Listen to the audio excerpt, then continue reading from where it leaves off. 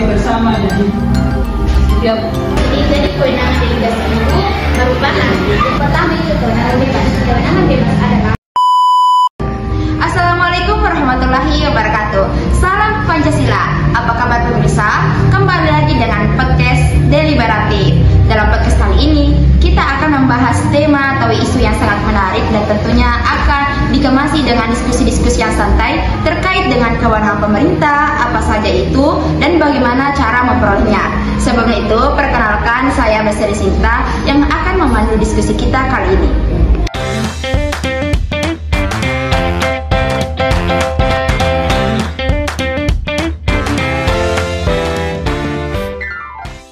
Tentunya di tengah-tengah kita sudah ada beberapa pemantik yang akan mendengar diskusi kita kali ini. Ada Kak Fitra, Kak Sasmita, Kak Nur Sahira, dan terakhir ada Kak Salma. Apa kabar Kak? Alhamdulillah. Alhamdulillah. Nah, baik pemirsa, berbicara terkait dengan kewenangan pemerintah, pejabat negara merupakan pelaku utama dalam melakukan setiap tindakan ataupun perbuatan dalam pemerintahan. Namun dalam melakukan setiap tindakan tersebut harus memiliki kewenangan yang jelas. Menurut tokoh Filipus mengatakan bahwa setiap tindakan pemerintah harus bersyarat bertumpu pada kewenangan yang sah. Mungkin yang pertama saya ingin bertanya kepada narasumber kita, Kak Nur Sahira, apa sih Kak sebenarnya kewenangan pemerintahan itu? Baik, jadi secara konseptual istilah dari wewenang atau kewenangan itu seringkali disejajarkan dengan istilah Belanda yaitu bevoegdheid, di mana bevoegdheid ini artinya wewenang atau berkuasa. Dan juga wewenang itu sangat penting dalam hukum administrasi negara karena pemerintah baru bisa menjalankan fungsinya ketika sudah mendapatkan atau memperoleh wewenang.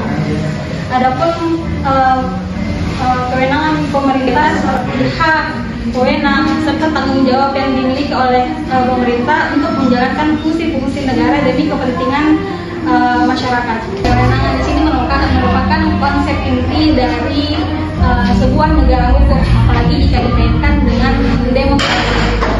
Adapun pemerintah selaku penguasa administrasi negara menyelenggarakan kepentingan umum itu harus memperoleh wewenang. Kapan pemerintah menjalankan atau menyelenggarakan sebuah kegiatan tanpa adanya wewenang, maka pemerintah dinyatakan telah melakukan tugas wewenang-wewenangan terhadap masyarakat. Oke, menarik yang telah dijelaskan oleh pemantik kita. Jadi kewenangan pemerintah itu merupakan hak atau kewenangan pemerintah untuk menjalankan fungsinya demi kesejahteraan masyarakat. Nah, selanjutnya mungkin saya ingin bertanya kepada Kak Fitra, bagaimana cara memperoleh kewenangan pemerintah atau apa saja sih sebenarnya kewenangan pemerintah itu? Baik, terima kasih. Jadi setiap penyelenggaraan kenegaraan itu dan pemerintahan itu harus memiliki legitimasi, yaitu kewenangan yang diberikan oleh undang-undang.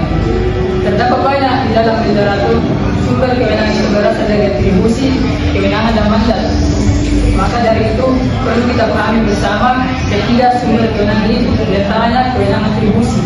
Jadi kewenangan atribusi itu sendiri semacam pemberian kewenangan pemerintah oleh pembuat undang-undang kepada pejabat administrasi ataupun organ pemerintah dalam menjalankan tugasnya dan fungsi publiknya.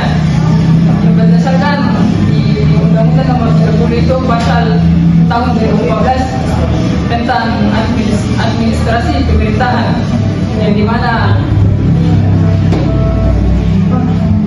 atribusi itu sendiri adalah pemberian kewenangan kepada badan atau pejabat pemerintah oleh undang-undang.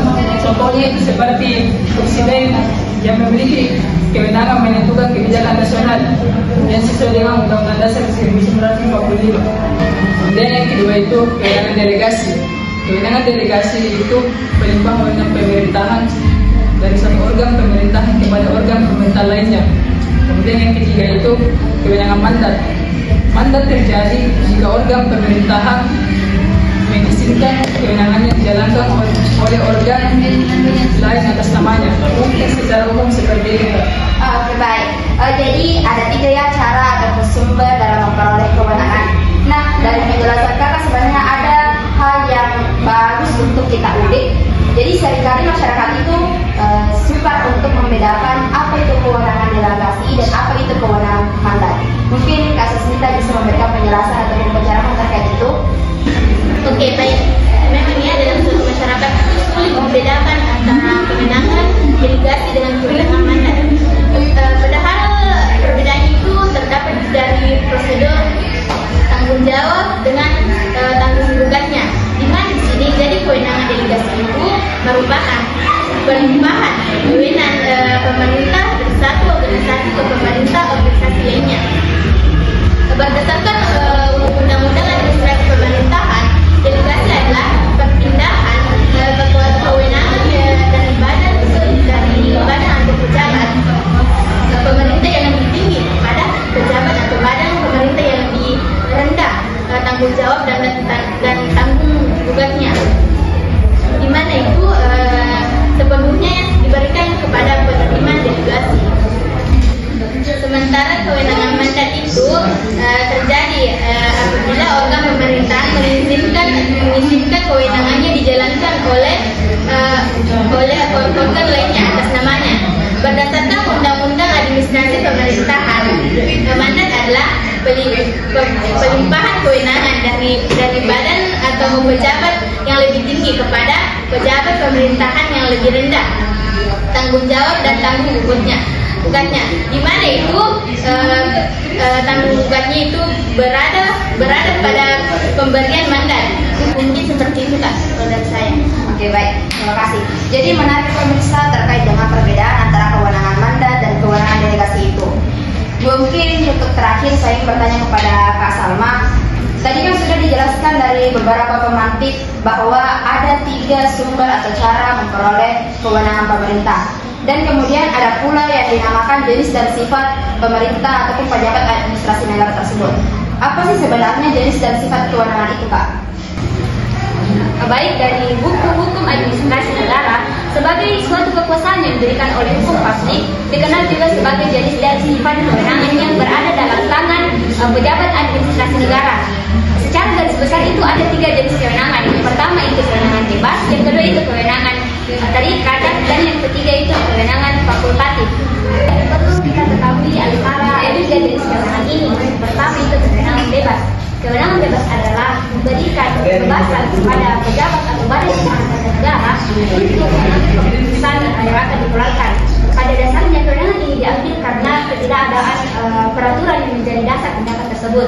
Padahal keadaan faktual dalam masyarakat ini memerlukan tindakan dari pemerintah.